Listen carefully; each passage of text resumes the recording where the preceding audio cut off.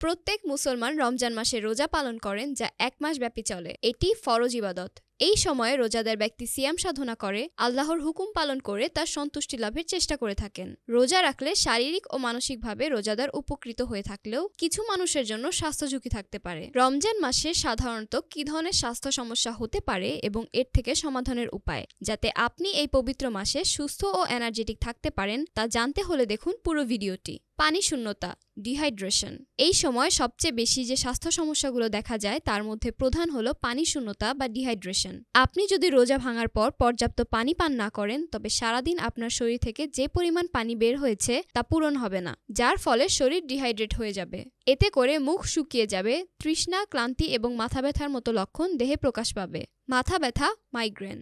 রমজানে আরেকটি সাধারণ স্বাস্থ্য সমস্যা হলো মাথা ব্যথা ও মাইগ্রেন। এগুলো ডিহাইড্রেশন, পরিমিত ক্যাফেইন যেমন চা বা কফি না নেওয়া বা রক্তে গ্লুকোজের পরিমাণ কমে যাওয়ার কারণে হতে পারে। উপসর্গগুলোর মধ্যে রয়েছে মাথা ব্যথা, আলো, শব্দের প্রতি সংবেদনশীলতা এবং বমি বমি ভাব। Low blood sugar. আপনি যখন রোজা রাখেন তখন আপনার দেহে শক্তি তৈরির জন্য গ্লুকোজ ফুরিয়ে যেতে পারে।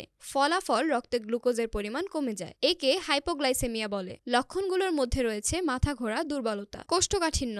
কেউ কেউ রমজানে খাদ্যাভ্যাস এবং পানি গ্রহণের পরিবর্তনের কারণে কোষ্ঠকাঠিন্য সমস্যায় ভুগতে পারে। মলত্যাগ করতে অসুবিধা এবং পেটে ব্যথা হওয়া এর লক্ষণ। বদহজম।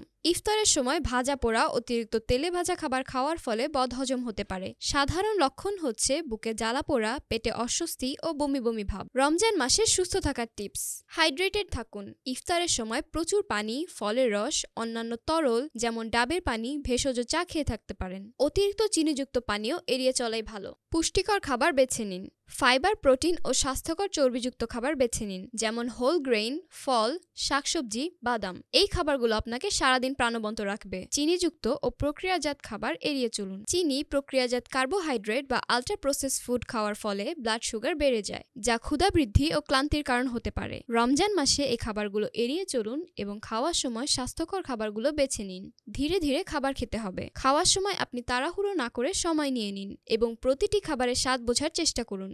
খুব তাড়াতাড়ি করে খাওয়া হজমের সমস্যার কারণ হতে পারে। নিয়মিত ব্যায়াম করুন। ব্যায়াম রোজাদারদের এনার্জি লেভেল ঠিক রাখবে এবং মনও ভালো রাখতে সাহায্য করবে। এক্ষেত্রে ঘরে বসে যোগা করতে পারেন, তবে রোজা রাখা অবস্থায় ভারী ওয়ার্কআউট করা এড়িয়ে চলুন, যা আপনাকে কাহিল করতে পারে। পর্যাপ্ত ঘুমান। ঘুম আপনার শারীরিক ও মানসিক স্বাস্থ্যের জন্য অপরিহার্য। প্রতি রাতে 7 থেকে 8 ঘন্টা ঘুমানোর চেষ্টা করুন এবং প্রয়োজনে দিনের বেলা বিশ্রাম নেওয়ার কথাও বিবেচনা করুন। রমজানে কারা স্বাস্থ্য নিয়ে বিশেষভাবে সচেতন থাকবেন? গর্ভবতী নারী। রমজানে রোজা রাখার আগে হবু মায়েদের তাদের চিকিৎসকের সাথে পরামর্শ করা উচিত। ডায়াবেটিস রোগী। ডায়াবেটিস রোগীদের রমজানে রক্তে গ্লুকোজের মাত্রা নিবিড়ভাবে পর্যবেক্ষণ করা উচিত এবং প্রয়োজনে তাদের মেডিসিন ও ইনসুলিনের ডোজ সামঞ্জস্য করা উচিত। যদি রক্তে গ্লুকোজ খুব কমে যায় তবে অবিলম্বে তাদের রোজা ভাঙতে হবে। উচ্চ রক্তচাপযুক্ত ব্যক্তি। উচ্চ রক্তচাপযুক্ত ব্যক্তিদের রমজানে অত্যধিক লবণ খাওয়া এড়াতে হবে, কারণ এটি রক্তচাপ বাড়াতে পারে। গ্যাস্ট্রোইন্টেস্টাইনাল ডিসঅর্ডারে আক্রান্ত ব্যক্তিরা। গ্যাস্ট্রোইন্টেস্টাইনাল ডিসঅর্ডারে আক্রান্ত ব্যক্তিদের রমজান মাসে রোজা রাখার আগে তাদের চিকিৎসকের সাথে পরামর্শ করা উচিত। স্বাস্থ্য ও ফিটনেস সম্পর্কিত এমন আরও নতুন নতুন তথ্য জানতে আমাদের চ্যানেলটি সাবস্ক্রাইব করতে ভুলবেন না। রমজানের এই পবিত্র মাসে আপনাদের সকলের স্বাস্থ্য ভালো থাকুক। মনে রাখবেন, সচেতনতাই সুস্থতার প্রথম ধাপ।